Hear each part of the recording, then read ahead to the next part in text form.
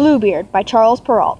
Once upon a time there was a man who had fine town and country houses, gold and silver plates, embroidered furniture, and gilded coaches. Unfortunately, however, this man had a blue beard, which made him look so ugly and terrible there was not a woman or girl who did not run away from him. Now, one of his neighbors, a lady of quality, had 2 daughters who were perfectly beautiful, and he proposed to marry one of them, leaving the choice up to the mother which of the 2 she would give to him. Yet neither one would have him. They kept sending him back and forth between them, not being able to make up their minds to marry a man who had a blue beard. What increased their distaste for him was that he had already had several wives, and nobody knew what had become of them. In order to cultivate their acquaintance, Bluebeard took the sisters, their mother, 3 or 4 of their most intimate friends, and some young people who resided in the neighborhood to one of the country's estates, to which they spent an entire week. Their heads were filled with nothing but excursions, hunting, fishing, parties, balls, entertainments, and feasts. Nobody went to bed, but the whole night was spent in merry games and gambols. In short, they all went off so well, the youngest daughter began to find that the beard of the master of the house was not as blue as it used to be, and he was a very worthy man. Immediately upon their request to town, the marriage took place. At the end of the month, Bluebeard told his wife that he was obliged to take the journey, considering a matter of great consequence, and it would occupy him at least 6 weeks. He asked her to amuse herself as best as she could during his absence, and invite her closest friends to take them into the country with her, if she had pleased, and to offer them fine meals. "Here are the keys to my 2 great storerooms," he said to her. "These are the keys to the chests in which kept gold and silver plates that are only used on special occasions. These are the keys to the strong boxes in which I keep my money. These open the caskets that contain my jewels. This is the pass key to all the apartments. As for the small key, it is for the little room on the end of the long corridor on the ground floor. Open everything and go everywhere except into that little room, which I forbid you to enter. My orders are to be strictly obeyed, and if you should ever dare open that door, my anger will exceed anything you have ever experienced." She promised to carry out all his instructions exactly as he had ordered, and after he embraced her, he got into his coach and set out on his journey.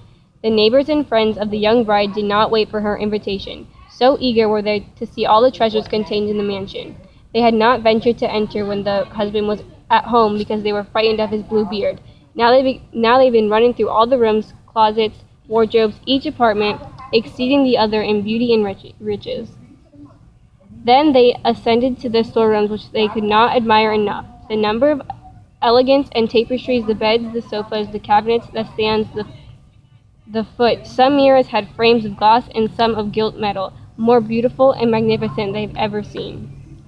They could not desist from extolling and envying the good fortune of their friend, who in the meanwhile was not in the least entertained by the sight of all these treasures because of her impatience to open the little door on the little room in the ground floor. Her curiosity increased to such a degree that without reflecting how rude it was to leave her company, she ran down a back staircase in such a haste she nearly broke her neck 2 or 3 times. Once at the door of the room, she paused for a moment, recalling her husband's prohibition, and thinking that some misfortune might strike her for her disobedience. But the temptation was so strong that she could not withstand it. Therefore she took the small key, and with a trembling hand she opened the door of the little room. At first she could discern nothing, the windows being closed, but after a short time she began to perceive that the floor was covered with clotted blood that reflected the dead bodies of several women suspended from the walls. These were all the wives of Bluebeard, who had cut their throats one after the other. She thought she would die from the fright, and the key to the room, which she had taken from the lock, fell from her hand. After recovering her senses, she picked up the key, locked the door, and went up to the chamber to compose herself. Yet she was unsuccessful because she was too upset. Then she noticed that the key to the room was stained with blood. She wiped it 2 or 3 times, but the blood would not come off. In vain she washed it off, and even scrubbed it with sand and grit, but the blood remained, for the key was enchanted, and there was no way of cleaning it completely. When the blood was washed off one side, it came back on the other. That very evening, Bluebeard returned from his journey and said that he had received letters on the road informing him that business was all that he had set forth on his advantage. His wife did all that she could to persuade him that she was delighted by his speedy return. The next morning he asked her to return his keys. She gave them to him, but her hand trembled so much that he did not have any difficulty in guessing what had occurred.